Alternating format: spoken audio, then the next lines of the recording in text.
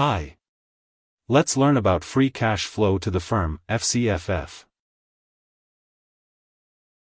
Free cash flow to the firm represents the amount of cash flow from operations available for distribution after accounting for depreciation expenses, taxes, working capital, and investments.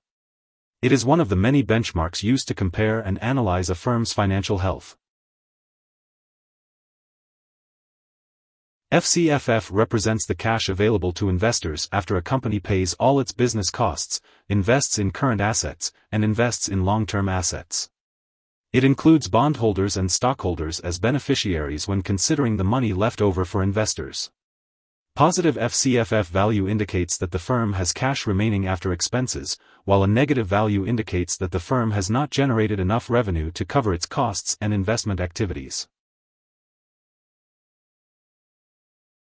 The calculation for FCFF can take several forms, and it's important to understand each version.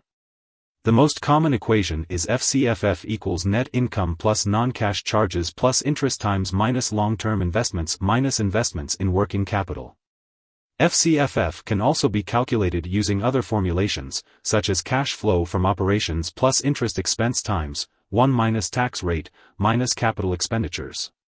It's important for investors to understand these calculations to accurately assess a company's financial health. If we look at Exxon's statement of cash flows, we see that the company had $8.519 billion in operating cash flow in 2018. The company also invested in new plant and equipment, purchasing $3.349 billion in assets. During the same period, Exxon paid $300 million in interest, subject to a 30% tax rate. FCFF can be calculated using this version of the formula, resulting in $5.38 billion. This example demonstrates how FCFF is derived from a company's actual financial data. Cash flow is the net amount of cash and cash equivalents being transferred into and out of a company.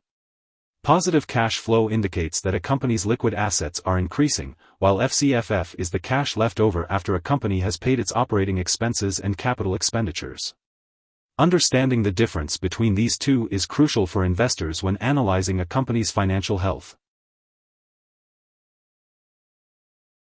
Although it provides valuable information, FCFF is not infallible.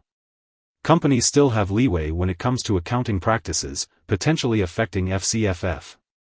Investors must keep an eye on companies with high levels of FCFF to see if they are underreporting capital expenditures and research and development. It's important to understand that FCFF can be impacted by temporary activities that could affect a company's financial health. Here are 4 key takeaways. 1. Free cash flow to the firm, FCFF, represents the cash flow from operations available for distribution after accounting for depreciation expenses, taxes, working capital, and investments. 2. Free cash flow is arguably the most important financial indicator of a company's stock value. 3. A positive FCFF value indicates that the firm has cash remaining after expenses.